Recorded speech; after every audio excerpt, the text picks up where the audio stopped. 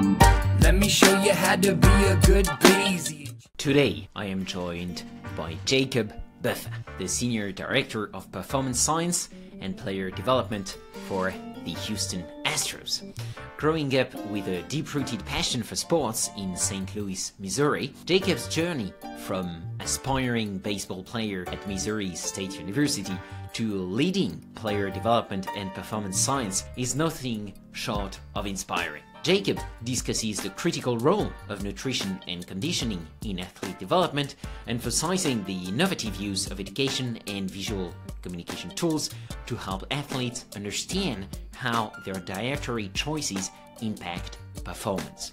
He also explains how Bayesian stats play a pivotal role in analyzing player performance and managing injury risks, and delves into how complex concepts like Bayesian analysis are communicated effectively to coaches and players, ensuring they understand the uncertainties and limitations of the models used.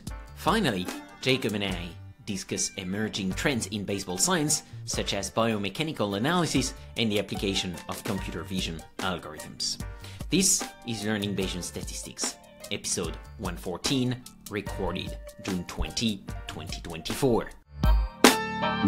Let me show you how to be a good Bayesian. Change your predictions after taking information in. And if you're thinking I'll be less than amazing, let's adjust those expectations. What's a Bayesian? It's someone who cares about evidence. Welcome to Learning Bayesian Statistics, a podcast about Bayesian inference, the methods, the projects, and the people who make it possible.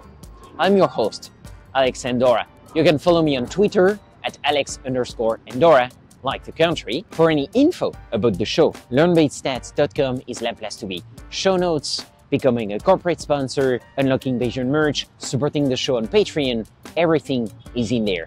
That's learnbayesstats.com. If you're interested in one-on-one mentorship, online courses, or statistical consulting, feel free to reach out and book a call at topmate.io/Alex_Andorra. See you around, folks, and best Bayesian wishes to you all. And if today's discussion sparked ideas for your business, well, our team at PIMC Labs can help bring them to life. Check us out at pimc-labs.com. Hello, my dear Bayesians. I'm coming to you with fantastic news because Learn Bayes Stats is going live. We're indeed going to have the two first live shows of Learn Bayes Stats history. It's going to happen very soon in StanCon 2024 in Oxford, UK. We're going to have two panel discussions. We're going to kick things off amazingly on September 10 with Charles Margosian, Steve Bronder, and Brian Ward talking about the past, present, and future of Stan. And then on September 11, Elizaveta Semenova and Chris Wyman are going to make science look really cool because we're going to talk about how Bayesian stats are used in the very important field of computational biology. So if that sounds like fun, if you want to ask us embarrassing questions, if you want to meet us in person, if you want to have exclusive LBS stickers, well, get your StanCon tickets now. And honestly, I can't wait to meet you all on September 10 and 11. See you very soon, my dear Bayesians. Jacob Buffa, welcome to Learning Bayesian Statistics. Hey Alex, how are you doing? I am doing very well. Thank you so much for being on the show, Jacob. So as I said in the introduction, you work for the Houston Astros, which I'm sure the American listeners know about. For non-baseball listeners, Houston Astros is a big MLB team, so baseball. And thanks a lot actually to JJ Ruby for putting us in contact. JJ was here on the show, a few years ago.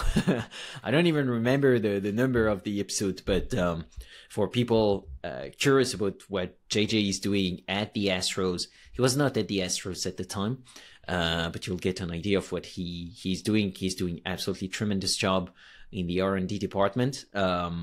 So yeah, refer to that episode. I put in the show note the link to the sports analytics playlist, and I'm sure if you're into sports, that's going to be worth your time.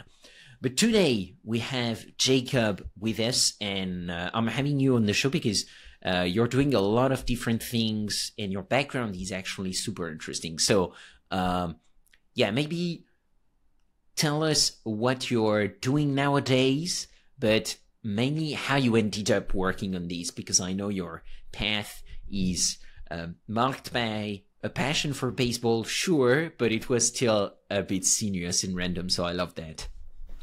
Yeah. So currently I serve as the Senior Director of Player Development and Performance Science for the Houston Astros. My path to here was definitely unique. I played baseball in high school, and then actually went to Missouri State University for baseball as well, but wound up very quickly, realizing that I was much smarter than I was good at baseball. So wound up actually pursuing an interest in just overall human performance. I was very passionate about basically, training to be bigger, faster, stronger. And wound up spending a lot of time around the strength and conditioning staff there, wound up doing some internships and really learning as much as I could actually outside of school. I chose my degree as actually marketing, and then wound up adding economics in there, but was never really big on learning like inside the classroom. It was just something that was not a passion of mine. So through college, was able to gain a lot of knowledge around just general kinesiology, strength and conditioning principles. And actually, I think it was like my junior year, I was approached by a friend of mine named Denton McNamee, who was like, "Hey man, like we should start a gym, after college. Like that's what we should do." And actually at first I was like, you're crazy. Like starting a business, like I don't know how to do that. But he kind of talked me into it. And so that's, after graduating in 2016, moved back to St. Louis, Missouri.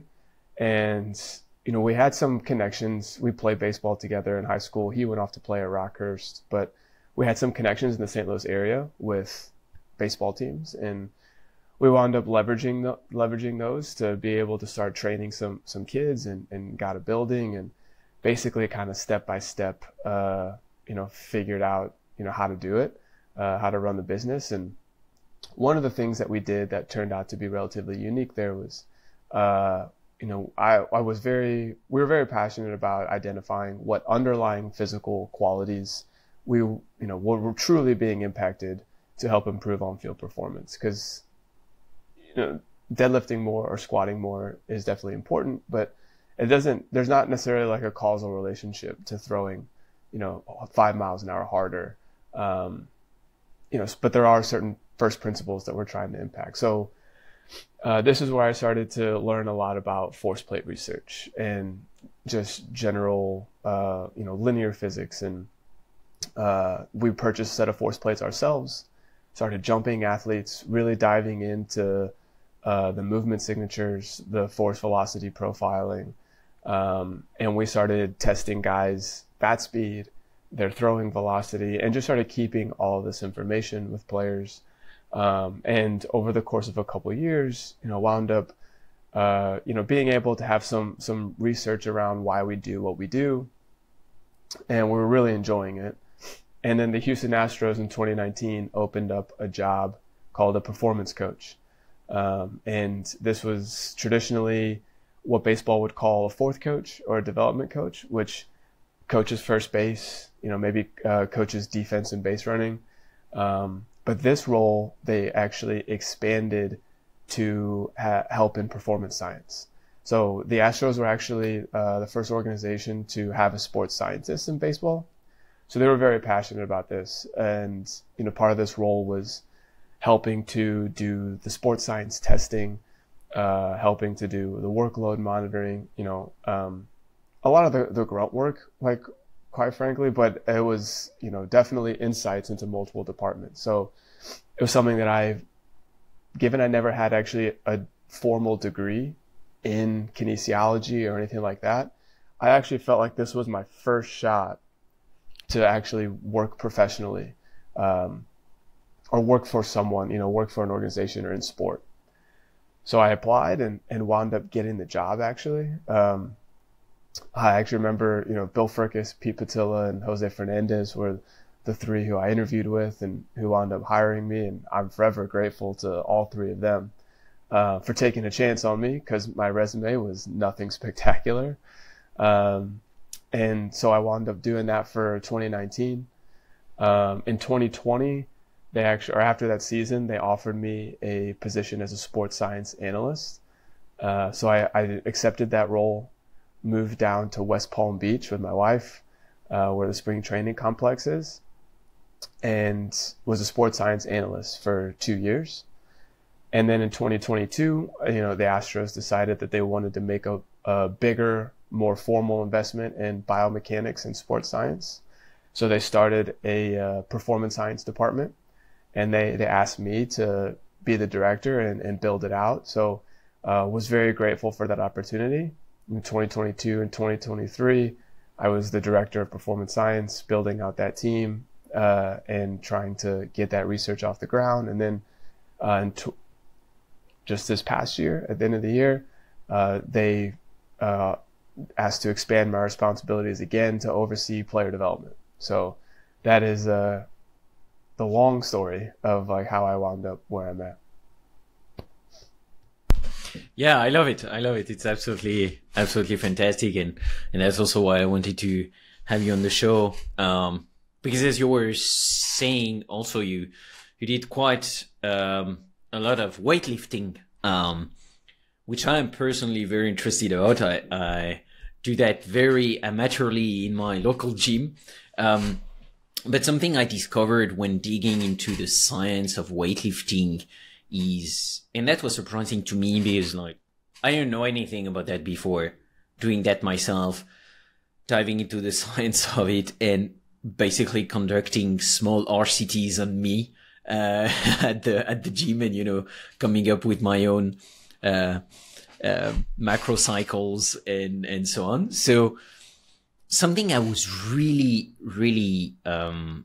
surprised by is by the importance of nutrition, actually, because when you start a training like that, you're like, oh yeah, the training is like 90% of the results, right? But actually I discovered nutrition is extremely important and is an integral part of the training program. So, I'm also curious if that's the case in sports teams, like baseball, and then basically how do you apply that kind of knowledge that we have from a much more controlled sport like weightlifting? How does that help you in your job today? Yeah, that's a really good question. So, absolutely, like nutrition plays a huge role in, I think, all professional sport, but definitely within our organization, we do take it very seriously. And yeah, I think that there are, interesting parallels. You talked about weightlifting specifically. I did spend probably three or 4 years competitively weightlifting. And, like one example of something that it's just a staple in weightlifting is you have to make a weight class. And so, one of the things that you have to do is you have to be able to manipulate your body weight to essentially be the lowest body weight that you can possibly be while like lifting the most weight that you can possibly lift. And, you have weigh-ins at a certain time. And, so you wind up needing to basically weigh in at a certain time and then understanding this is what I need to eat and when to be able to, lift at my fullest capacity, over X number of hours later. And while the exact scenario is significantly different than baseball, right? There's no weight classes or anything like that. The general principle of being able to understand, essentially, what your body needs to perform at its highest level and how long that takes to get in your system and get out of your system, is extremely valuable, right? And so, on like something like that is certainly applicable is, even something simple as like caffeine intake, right? We play night games, and so we know how important sleep is for overall performance. And it could be very easy for someone to take extreme amounts of caffeine before the game, because they don't know how long it takes for caffeine to actually get through their system. And so they wind up actually it not being that useful, for the first portion of the game. And then they wind up basically not being able to sleep for several hours post game. And so I think even basic principles like that, understanding what to put in your body and when, is extremely impactful. Yeah, that's a very good example. I'm actually very curious, how do you follow that? Because like you cannot be behind the players all the time, right? So here you have to also rely, I guess, on the own professional character of the player, right? So I'm guessing there is variation on that. How do you guys handle that? Because in the end we know about that stuff, but also there is a lot of personal variation, not only, as you were saying, on caffeine intake and the timing, but also effect of caffeine on people. I'm personally very sensitive to caffeine. So like, that's cool because it wakes me up in the morning. But definitely I know that if I take caffeine after more or less 12 p.m., I'm going to have troubles at night. So I'm wondering how do you implement that stuff once, like, how do you implement the science on the players? Yeah, I'm not going to lie and say that we have it down perfectly or that all of our players, follow everything to a T. We largely rely on education. And I think that's something that resonates with me. I think for anyone that like has kids, it's not significantly different in that, you can tell them the right thing over and over and over again, but until they believe it themselves, they may not do it. And so, yeah, to your point, we don't have oversight over these guys all the time, nor do we want to have to.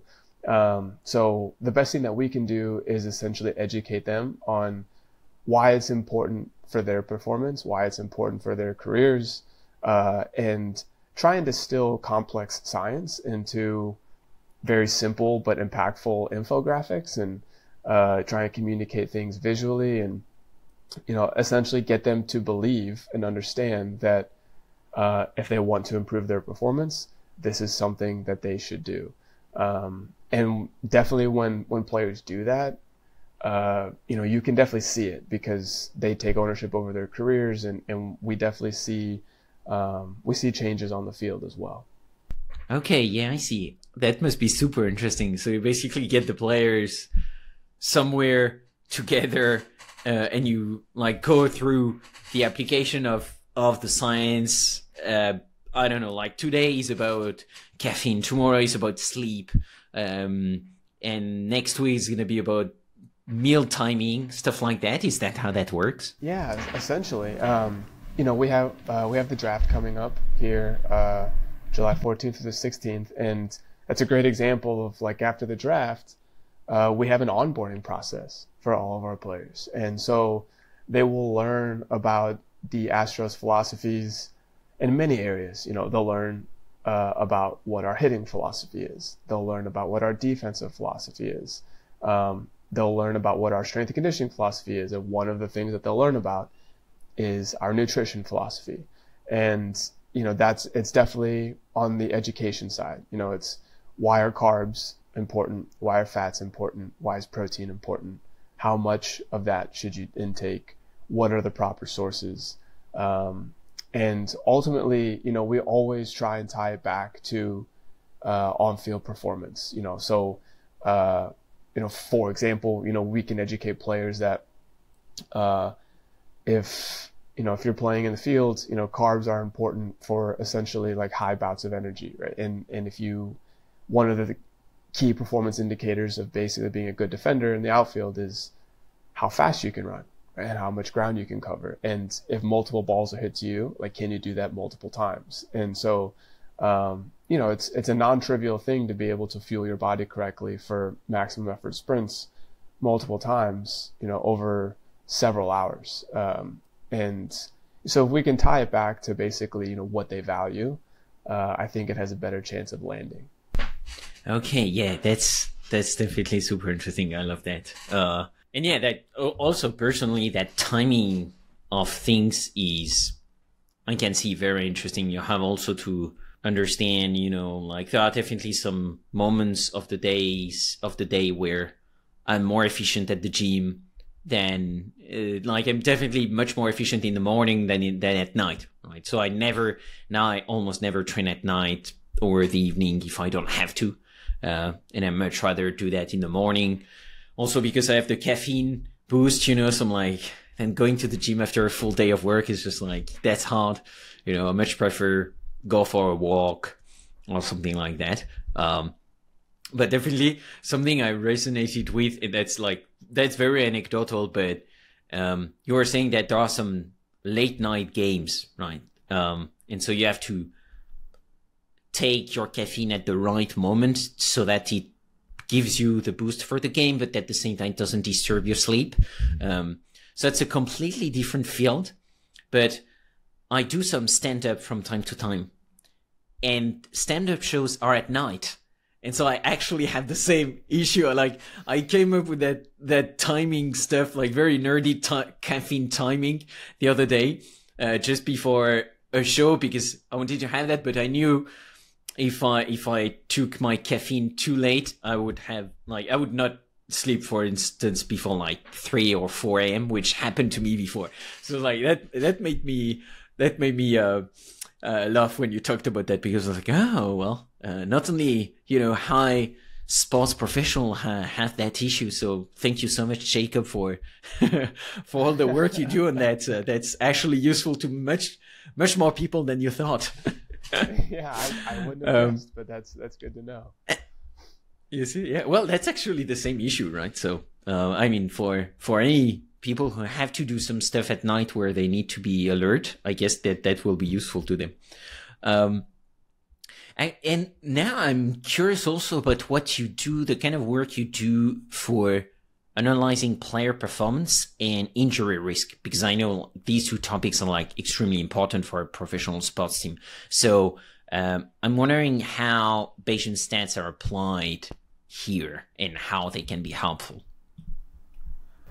Yeah, I think that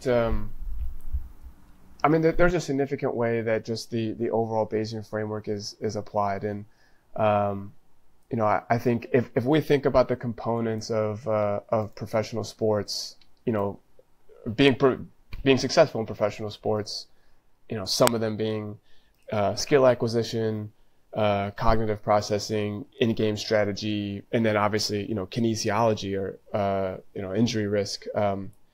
Kinesiology is probably the most publicly researched area, of all of them. If anyone wants some answers, it's easiest, to Google how to make a player bigger, faster, stronger, and you'll get dozens of research articles that are applicable, which, in my area means that we can leverage that information as priors, and then be able to apply our observations from our population, to both improve the resolution of the insights that we glean from the data that we have, but also to be able to infer maybe where our specific processes or our specific population might differ from the research population.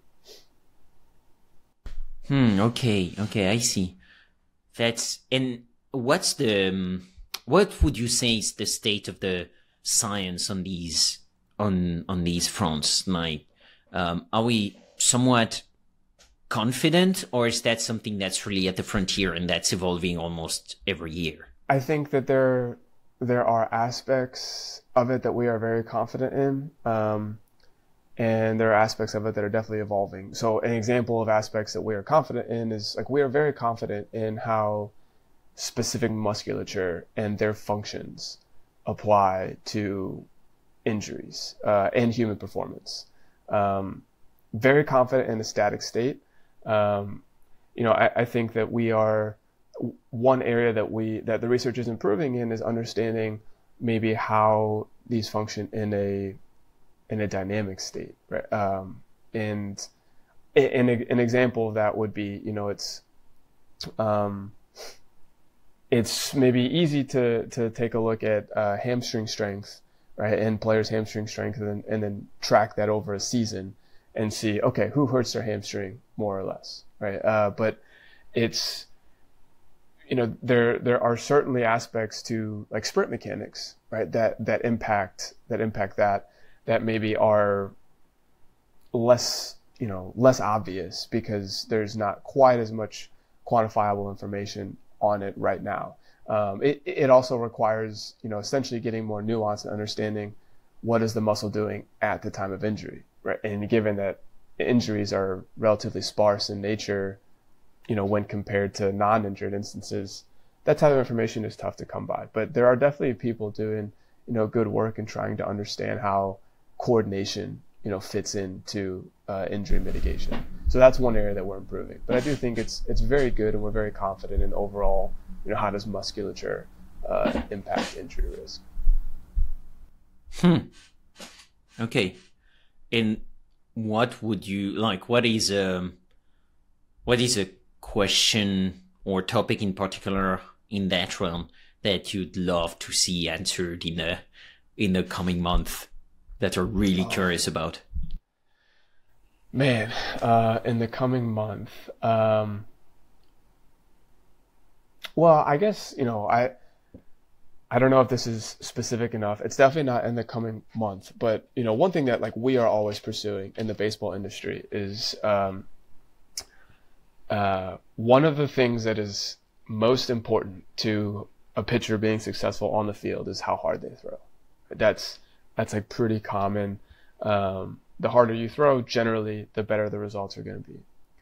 However, we also know from external research that how hard you throw is pretty much the driving factor to whether or not you're going to get hurt. You put more torque on the elbow and more strain, and that winds up essentially escalating your injury risk a ton. And so, like, one of the things that I think we've been trying to look at is tendon and ligament adaptations, and trying to understand, can we periodize workload of a pitcher to be able to, maximize their in-season performance and mitigate their injury risk. Because ultimately, the answer of throw the ball slower is not going to work. And I think baseball has tried to take the approach of just throw less overall, and injuries continue to increase. So, I think that I don't know the answer to the question. I don't think external research will get to it. Hopefully, we're able to get to it internally. Yeah, I guess that would indeed be quite interesting, I'm guessing. And what about so I guess you talked a bit about that right now, but what do you see, like, how do Bayesian models help in predicting the impact of training loads on the athlete's well-being and performance in general, like not only injury? Yeah, I think when it comes to training loads, we know that there are broad truths about how stress, impacts the human body. We also know that there are nuances around how specific people or players adapt to stresses. So, we can essentially use those broad truths to overcome, sparse data where, we may not have a whole lot of information on any specific player, but we do have a few observations. And then if we combine that with, something like maybe like a multi-level model where we can then really glean some robust insights, where, maybe robust data actually doesn't exist.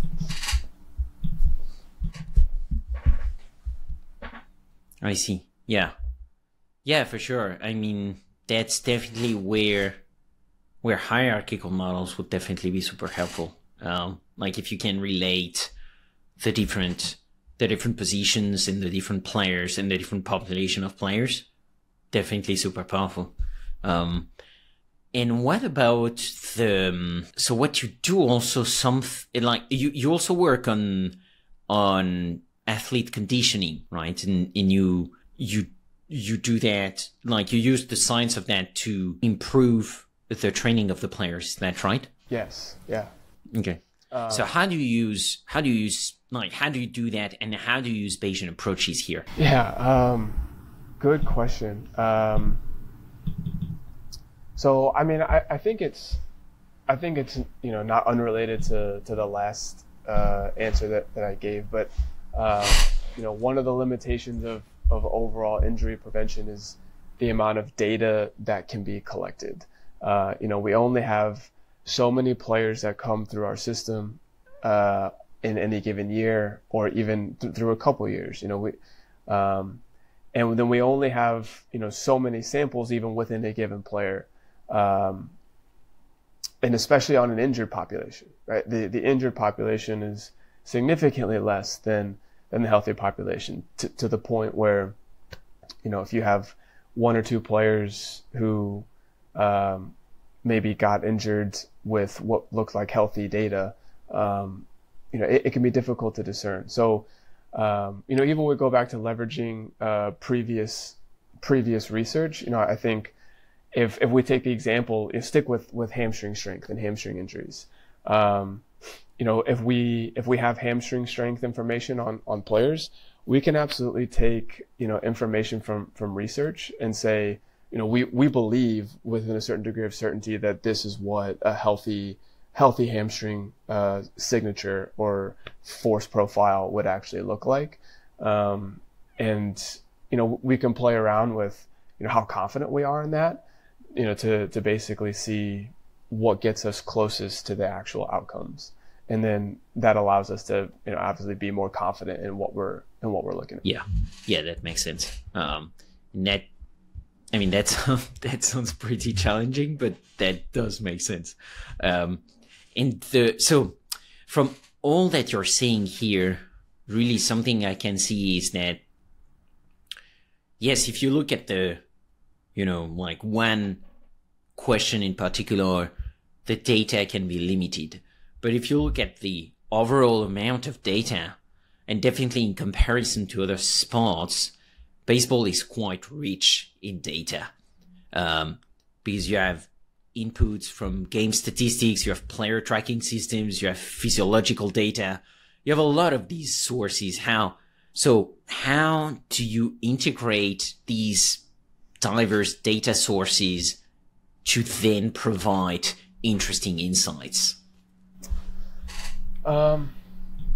I think it, from my perspective, or just my opinion on it, I think it starts by layering the data properly, which I think to me means understanding like what level of information is important depending on the question being asked, or what level of information do we need to start with.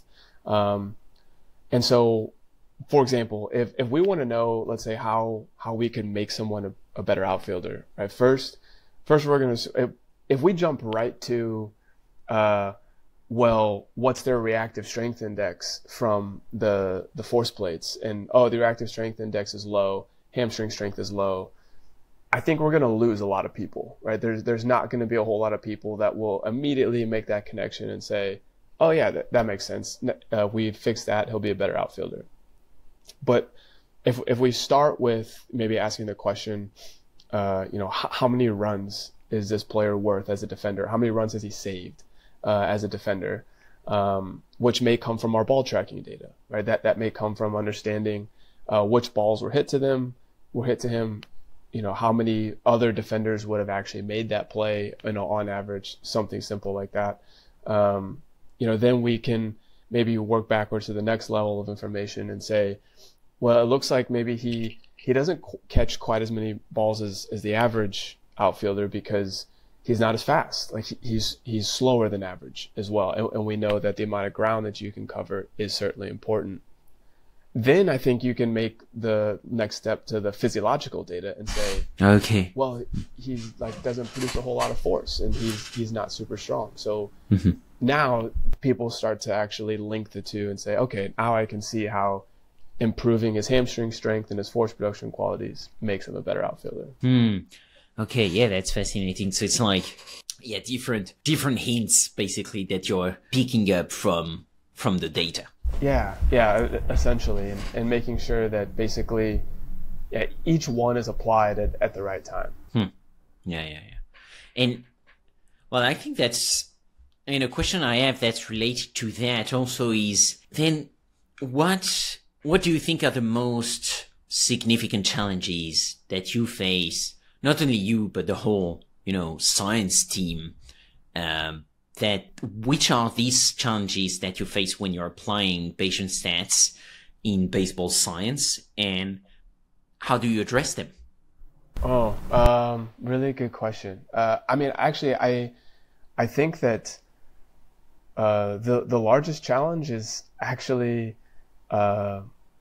getting people that are extremely familiar with Bayesian methods and fluent in Bayesian methods. And I would not consider myself a Bayesian expert, by any means, right? So, and the field of sports science doesn't teach this.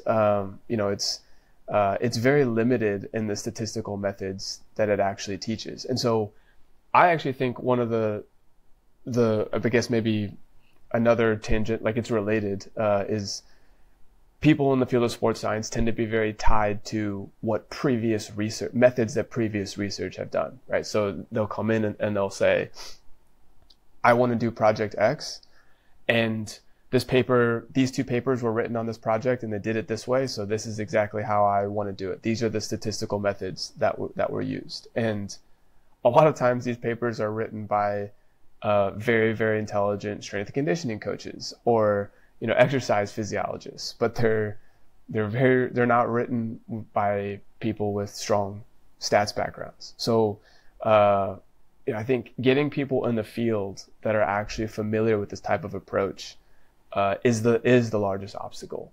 But I do think once we get people with that skill set, there's actually very few barriers to it, just given, I think, two things.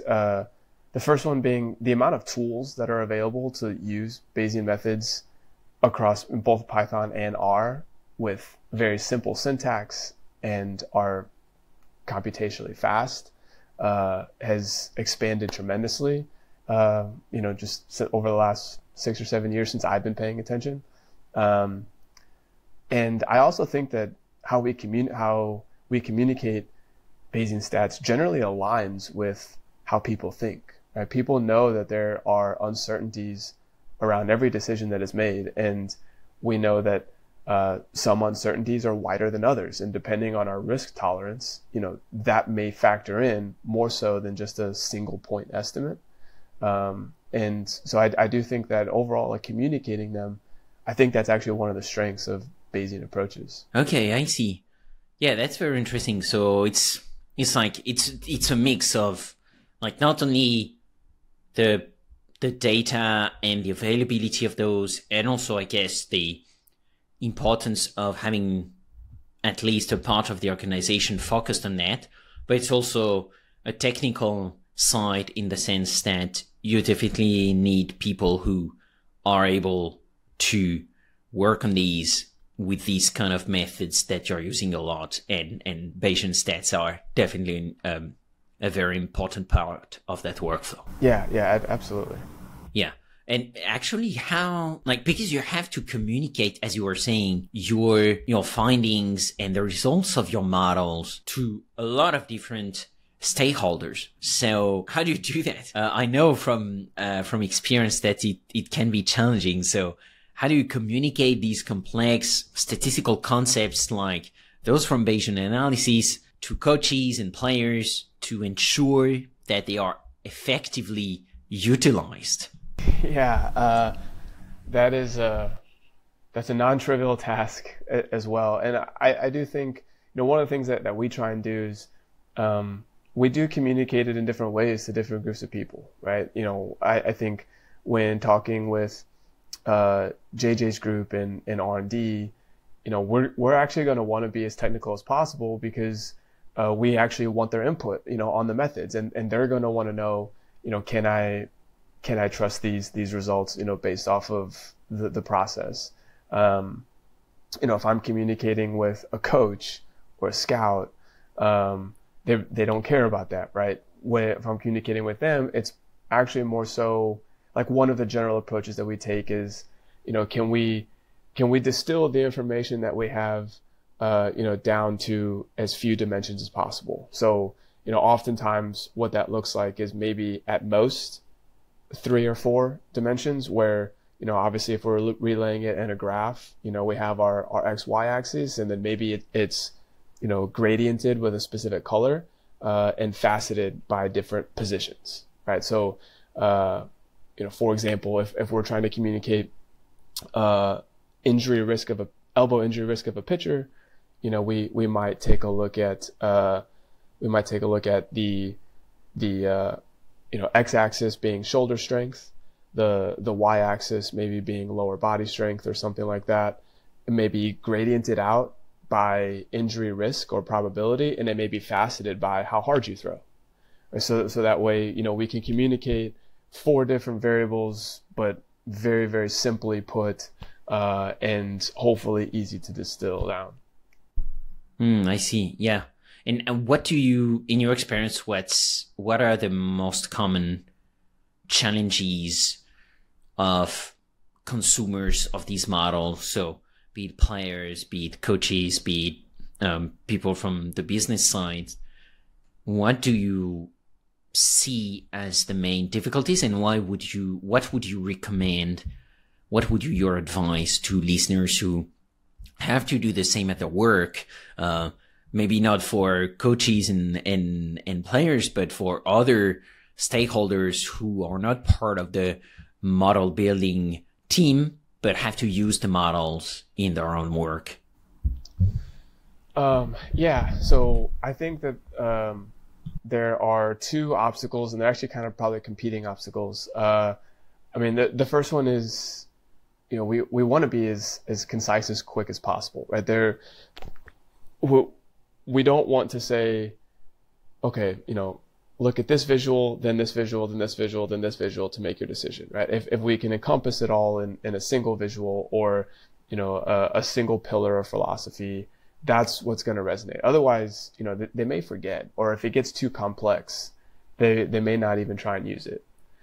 The second obstacle is actually, you know, related to that, is when we do that, I think we run the risk of glossing through or like smoothing through a lot of information, maybe meaningful information, and maybe nuanced, but nuanced cases do come up, right? And so we don't want to overgeneralize in an effort to simplify too much. And so, you know, like one of the things that we have tried to do, and you know, I'm not saying that we are great at it, so maybe other people have better approaches, but we have tried to keep the information or the philosophy or the tagline as simple as possible, but then try and highlight, you know, these scenarios may be possible scenarios where it's worth, you know, if the results don't look intuitive to you, ask a question, right? And we just try and highlight where these possible scenarios could go wrong, where certainly we want people to actually think through it. And if they see a result that says, I don't think this is right, this doesn't make any sense to me, as an expert in their field, just ask the question, or please just don't take these at face value all the time. Yeah, definitely. I think it's something very useful. So in my experience, making sure to communicate not only what the model can do, but also, and maybe most importantly, what it cannot do. And that way, that will mitigate a lot of these issues of over or under confidence in the model. Because, I mean, we definitely, as humans, and it's well documented in the science, that, I mean, humans have a different way of handling uncertainty around algorithm decisions, right? Well, like we tolerate much more the fact that a human is gonna underperform and be wrong in a special case, but algorithms, when they are wrong in like just one instance, then people will lose trust extremely fast in the algorithm.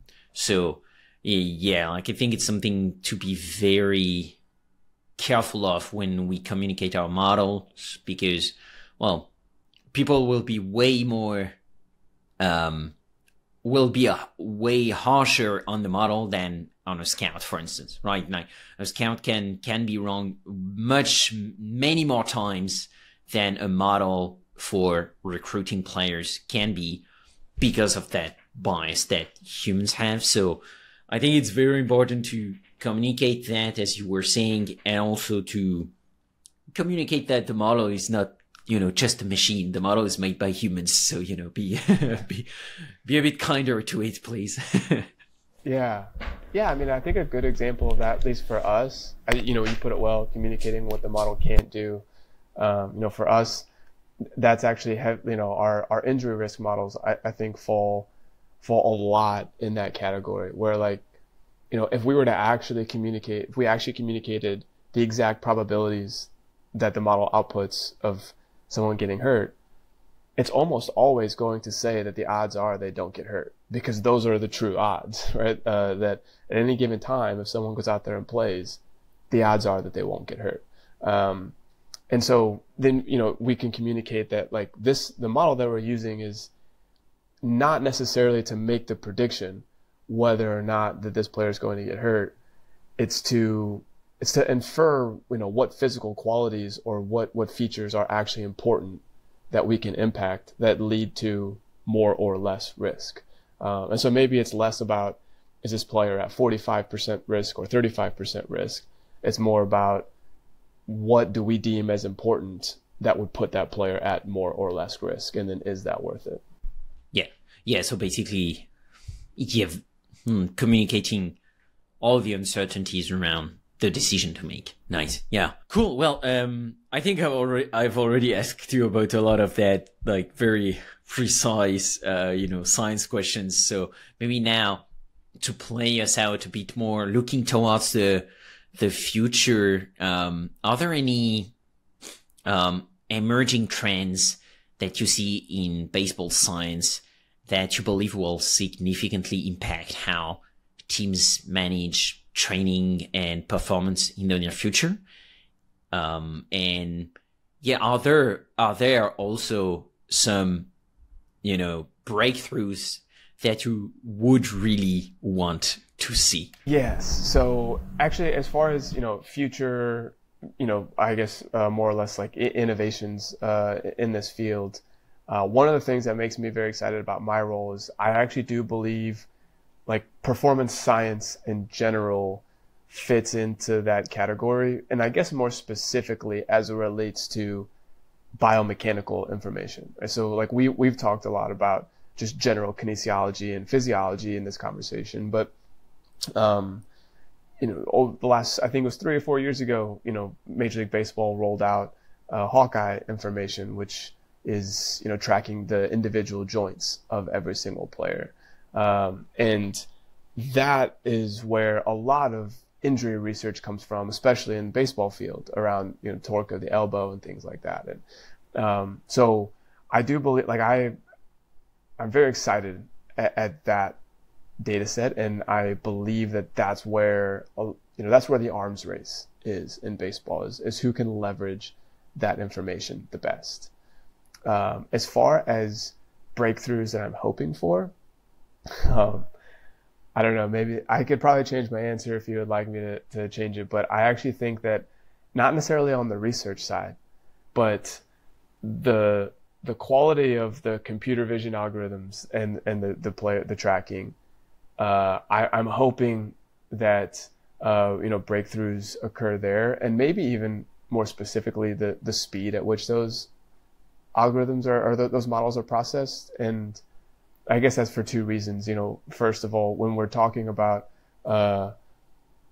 elbow torque, the difference of 1 inch of the wrist placement, is exponentially more in degrees, right? Which is exponentially more in force or torque. And so, if a model misses by 1 inch, that's significant. And that's a very high standard, right, for a computer vision model. It's a high standard for the human eye. But, ultimately, if we want to get the most precise information possible, that's where I think some of the innovation will come from. And then, in a practice setting, there's a lot of research around feedback loops and skill acquisition, and basically being able to provide a target and then just providing that player with feedback of whether or not they hit that target and how far they were. And just given the complexity of the computer vision models and the size and the compute power, those results, those biomechanical results don't come back for an hour or two, which is fast, but it's not, we could use it inside of a minute, right? To really get to apply it in a practice setting. And so, yeah, those are maybe not specific kinesiology or physiology innovations, but I'm hoping that somebody can figure that out in the next several years. Yeah, I mean, yeah, for sure. That's I agree. That sounds absolutely amazing. So listeners, you've heard Jacob, get going on that if you're a fan of computer vision algorithms in baseball. Definitely that would be used by the Astros, and I'm guessing a lot of other teams. Yeah, that's super cool. I completely agree. And well, I think that's the show, Jacob. I mean, I think we've already covered a lot of topics. Before we close up, I have the last 2 questions. I ask everybody, of course, at the end of the show. But is there topic you would have liked to mention, but I failed to ask you about? I actually think that we covered it. I mean, these are probably my 3 favorite topics of baseball, human performance, and maybe statistical methods. So I think we hit on it all. Well, I'm glad to hear that. So then, let's play us out. First question. If you had unlimited time and resources, which problem would you try to solve? Yeah, is this specific to my field or just in general? No, just in general. Okay. I think unlimited time and resources. That's a good question. I'll probably just stick to my field. There's part of me that wants to be altruistic, and I do talk about impacts on the environment, right, and how we can be better, creating a sustainable planet. And I think that those are definitely topics that are interesting. And I think if I had unlimited time and resources, I'd probably dive into that. But then more specifically, in my field, I would absolutely love to be able to solve the elbow injury risk with pitchers. I think it's something that is it's an extremely complex problem, and I very much enjoy complex problems. And there's a extremely high return on investment, I think, for someone that can help with that. Yeah, I mean, I'm really impressed because the players play such an amount of games per year. It's absolutely incredible. Honestly, I was anchored with European sports teams. So, in football, they play, soccer, they will play, at tops, let's say 50, 60 games per season.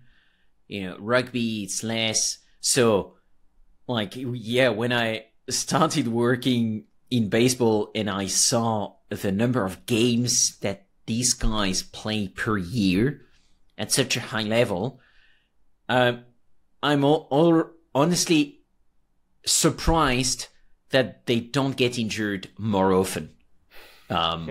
And I understand why you're saying the elbow injury, because that was one of my first That was one of my first questions when I started looking into that. I was like, damn, but the pitchers must throw, I don't know how many thousand balls in each season. And that's not even counting the training. So yeah, the amount of joint pain and risk that you have with that is absolutely incredible. I really don't know how they don't get injured more often, to be honest. Yeah, I agree. Well, what they do and what they go through is impressive. And yeah, 162. That's a lot of games.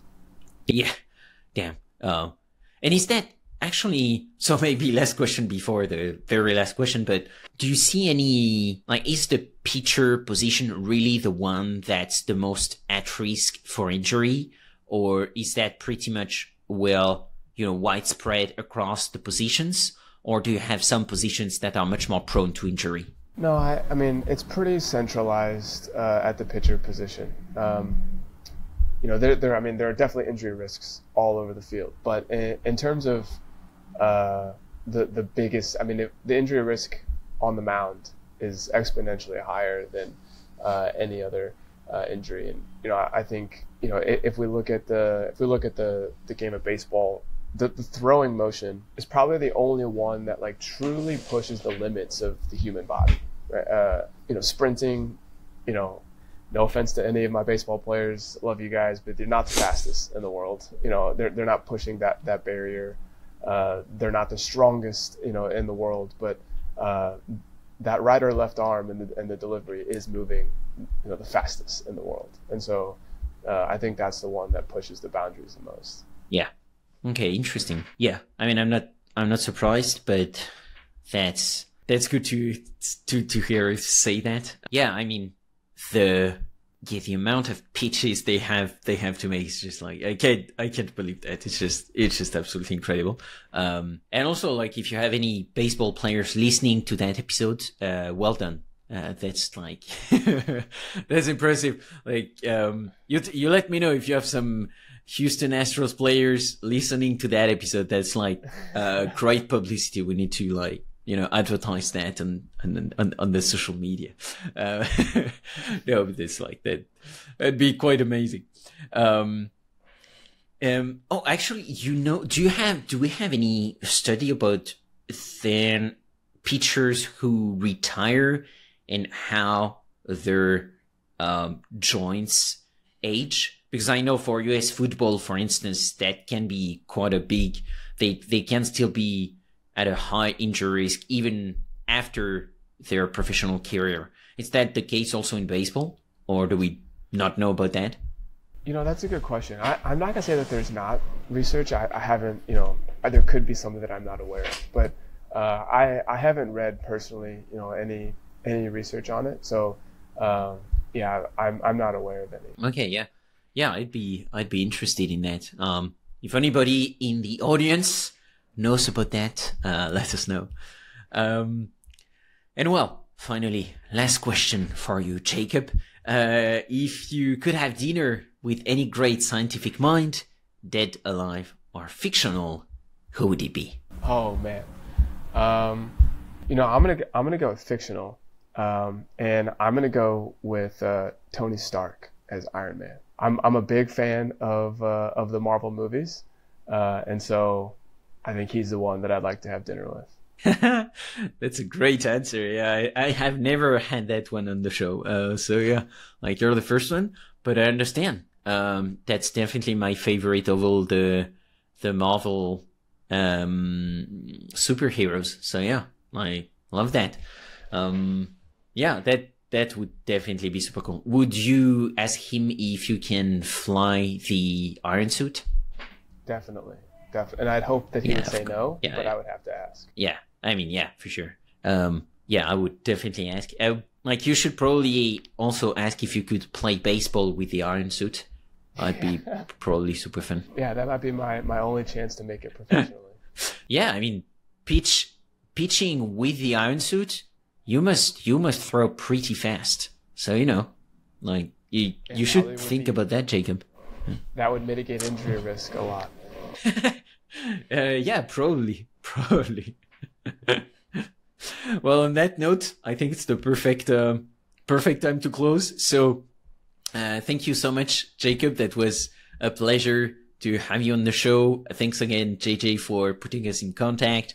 As usual, we'll add links to your website and socials and any resource that you think is interesting for listeners who want to dig deeper and start learning about baseball science, sports science in general, and baseball analytics.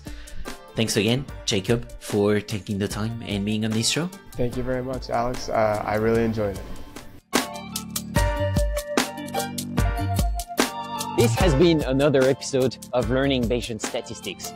Be sure to rate, review, and follow the show on your favorite podcatcher, and visit learnbasedstats.com for more resources about today's topics, as well as access to more episodes to help you reach true Bayesian state of mind. That's learnbasedstats.com. Our theme music is Good Bayesian by Bubba Brinkman, feat. MC Lars and Megaran. Check out his awesome work at bubbabrinkman.com. I'm your host, Alex Andorra. You can follow me on Twitter at Alex_Andorra, like the country. You can support the show and unlock exclusive benefits by visiting patreon.com/learnbasedstats. Thank you so much for listening and for your support. You're truly a good Bayesian. Change your predictions after taking information in. And if you're thinking I'll be less than amazing, let's adjust those expectations. Let me show you how to be a good Bayesian. Change calculations after taking fresh data in. Those predictions that your brain is making, let's get them on a solid foundation.